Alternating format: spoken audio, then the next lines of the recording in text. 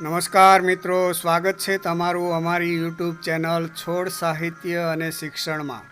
હું છું પ્રોફેસર વાળા અને આપના માટે લાવ્યો છું ઝવેરચંદ મેઘાણીના વાર્તા સંગ્રહ સૌરાષ્ટ્રની રસદાર ભાગ 1માંથી શૌર્ય રસથી ભરપૂર એક સુંદર લોકવાર્તા. વાર્તાનું નામ છે ગરાસણી. મિત્રો, આપ સર્વ જાણો છો તે પ્રમાણે જૂના જમાનામાં રજવાડાના સમયમાં મુસાફરી માટે આવા વાહનોની સગવડતા ન હતી.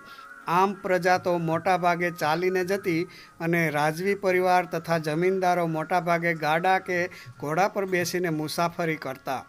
જો સાથે જોખમ હોય અને બહેન દીકરી હોય તો ગાડા સાથે વળાવ્યો પણ રાખવામાં આવતો, કારણ કે એ સમયમાં રસ્તામાં લૂંટારો લૂંટી લેવાના બનાવો બનતા અને દરેક રજવાડામાં આવા વળાવિયાઓ હતા.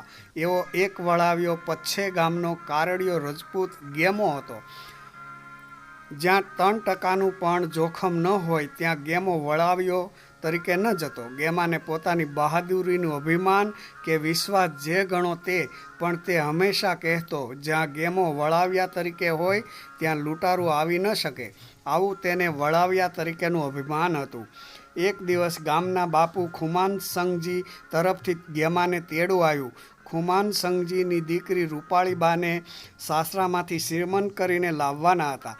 ગેમો, એક વેલડું, 2 છોકરીઓ અને એક અન્ય ગેમા સાથે કારીડો રજપૂત એમ હેબતપુર રૂપાળીબાને તેડવા ચાલ્યા. રૂપાળીબાને તેડી હેબતપુરથી પચ્છે ગામ સુધી આશરે 10 ગાંવ લાંબુ ભાલનું રણ હતું. એ દિવસો ગરમીના હોવાથી રૂપાળીબાને રાત્રે મુસાફરી કરીને લાવવાના હતા. વેલડીમાં રૂપાળીબા અને 2 છોકરીઓ બેઠા. બીજા ગાડામાં ગેમો અને બીજો સંગાથી તથા પાણીના 2 માટલા હતા. અજવાળી રાતે તેઓ ચાલી નીકળ્યા. રૂપાળીબા પાસે 5000ના સોનાના દાગીનાનો ડબ્બો હતો તથા અંગ પર પણ સોનાના દાગીનાનો શણગાર હતો. ગાડા ચાલ્યા એટલે ગેમો તો પોતાના ગાડામાં પછેડી ઓઢી લાંબો થઈ ઊંઘવા લાગ્યો. ઘોર અંધારામાં તેના નસકોરા ગાજવા લાગ્યા. ગાડાવાળાએ એકવાર ટપારી જોયું. ગેમાભાઈ, રાત અંધારી છે, ઊંઘવા જેવું નથી હો બાપા, હોશિયાર રહેજો. ગેમાએ જવાબ દીધો, એલા ઓળખશો તું આ ગેમાને? ગેમો હોય ત્યાં લૂંટારા ન ડોકાય. તું તારે મૂંગો મરીને ગાડું આંક્યો આવ. અને ફરી ગેમો નસકોરા ગજાવવા લાગ્યો. ગેમાના નસકોરાનો અવાજ ઠેઠ રૂપાળીબાના ગાડા સુધી સંભળાયો. વેલડીનો પડદો ઉઘાડી રૂપાળીબાએ પણ કહી જોયું, ગેમાભાઈ બાપા, અટાણે સુવાય નહીં હો. ઊંઘમાં અને ઊંઘમાં ગેમો બબડતો હતો, હું કોણ? હું ગેમો. આ રીતે રાતે મુસાફરી ચાલે છે. ત્યાં થોડે દૂર રસ્તા પર તણખા ઉડતા હોય તેવું દેખાય છે. કોઈ ચકમક જગવે છે. કોઈ માણસનો આભાસ થતાં વળીગાડાવાળાએ ગેમાને કહ્યું, ગેમાભાઈ, ગફલત કરવા જેવું નથી હો.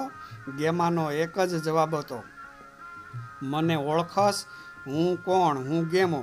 ગાડું આગળ જતાં રસ્તા વચ્ચે 8-10 આદમી ટોળું આવી ઊભું રહ્યું અને પડકાર કર્યો.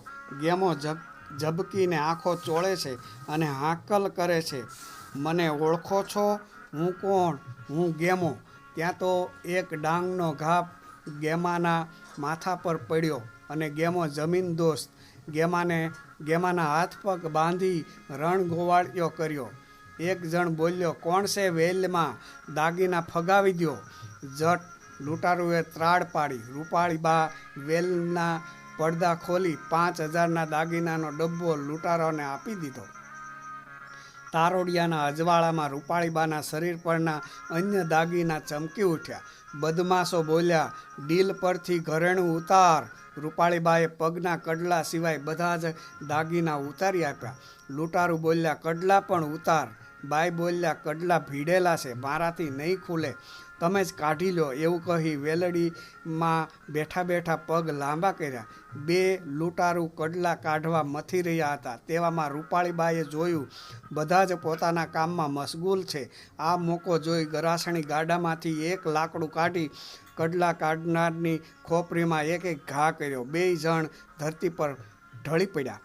ગરાસણીને સુરાતન ચડ્યું. લાકડું લઈને કૂદી પડી. 10 માણસોની લાકડીઓ તેના અંગ પર પડતી જાય છે. પોતાને સંભાળતી ગરાસણી ચંડી રૂપે ઘૂમતી જાય છે. ગરાસણીનો ઘા જેના પર પડે તેને ફરી ઉઠવા દેતો નથી. ગરાસણીમાં જાણે જગદંબાનું રૂપ પ્રગટ થયું છે. બચેલા બદમાશો ભાગી ગયા. ગેમો ઝાખરામાં પડ્યો હતો. ગરાસણીએ કહ્યું, છોડી નાખો એ બાયલાને. છૂટી ગેમો ચાલ્યો ગયો. ફરી પછે ગામમાં મોં બતાવી શક્યો નહીં. જુવાન ગરાસણી ઘાયલ થઈ હતી. તેનું અંગે અંગ લોહીથી ખરડાયેલું હતું.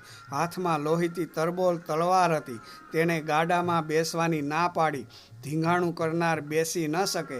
તેના શરીરમાં સુરાતન ફાટ ફાટ થતું હોય છે. રૂપાળીબા ચંડી રૂપે ગાડાની પાછળ ચોપાસ નજર ફેરવતા ચાલી નીકળ્યા. સવાર પડતા તેઓ તેમના મામાના ગામ મોણ પર પહોંચ્યા. મામાને ખબર મોકલ્યા કે કસુંબો લઈને આવે. કસુંબો લઈ મામા હાજર થયા. ભાણેજને જખમોની પીડા ન દેખાય માટે કસુંબો લેવડાવ્યો. મામાએ રોકાઈ જવા કહ્યું, પણ રૂપાળીબાને જલ્દી માતા પિતાને મળવું હતું. પછે ગામમાં દીકરીના ધીંગાણાની વાત પ્રસરી ગઈ છે. તમામને ચેતવવામાં આવ્યા છે, કોઈએ દીકરીના ધીંગાણાના વખાણ ન કરવા, પણ ધીંગાણાની નિંદા કરવી, નહીતર બહેનને ચમક ઉપડશે. ચમક એટલે ધનુર, અને ધનુર ઉપડતા જ માણસ મરણ પામે છે.